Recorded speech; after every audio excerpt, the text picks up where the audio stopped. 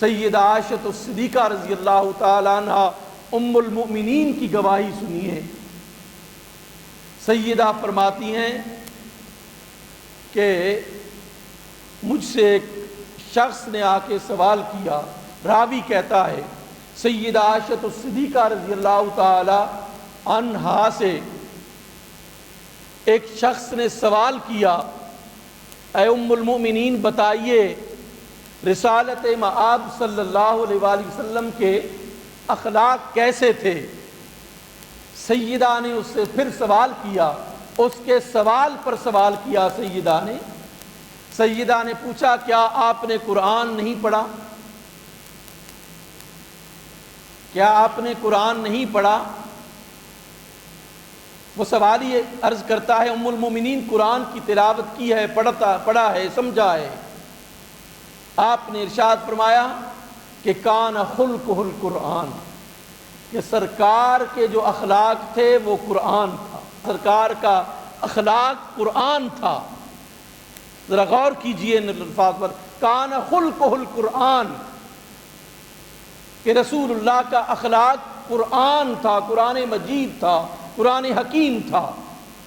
سیدہ نے یہ نہیں فرمایا کہ رسول اللہ کے اخلاق قرآن مجید کی طرح تھے، یہ بھی نہیں فرمایا کہ رسالت مآب صلی اللہ علیہ وآلہ وسلم کے اخلاق قرآن کی تعلیمات کے مطابق تھے، نہیں۔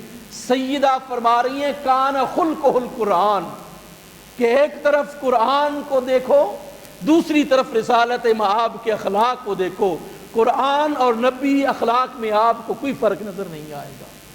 کان خلقہ القرآن، کہ آپ کا اخلاق قرآن تھا، اسی لیے اللہ نے فرمایا انک لعلی خلق عظیم،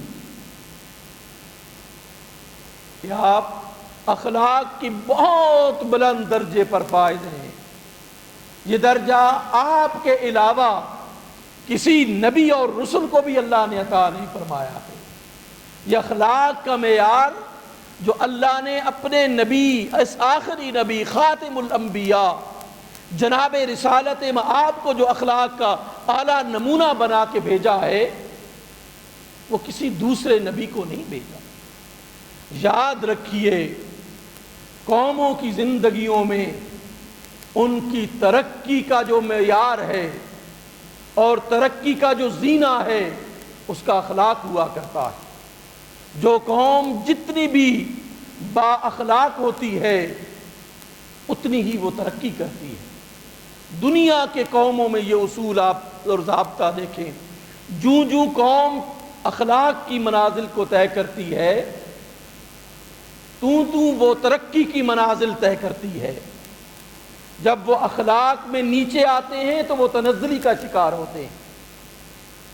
آج بھی آپ دیکھیں، دنیا کی قوموں میں دیکھیں کہ جو اعلیٰ اخلاق والے لوگ ہیں، جو اعلیٰ اخلاق والی قومیں ہیں اور جو اعلیٰ اخلاق والے ممالک ہیں وہ ترقی کر رہے ہیں، ترقی یافتہ ممالک میں وہ شامل ہیں۔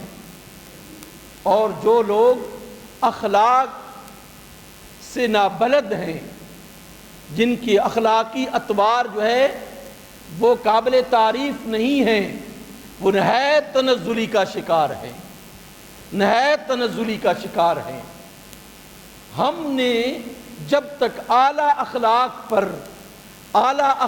پر جب تک امت مسلمہ فائز تھی، رسول اللہ کے اسوہ حسنہ کے مطابق عمل پیرا تھی، 1000 سال تک مسلمانوں نے دنیا پہ حکومت کی اور علم و ہنر پر بھی حکومت کی، دنیا پر بھی حکومت کی، علم و ہنر پر بھی حکومت کی۔ جو اخلاق کی تنزلی کی طرف ہم چلتے گئے، ہماری ترقی جو ہے بحیثیت امہ جو ہے وہ ختم ہوتی چلی گئی۔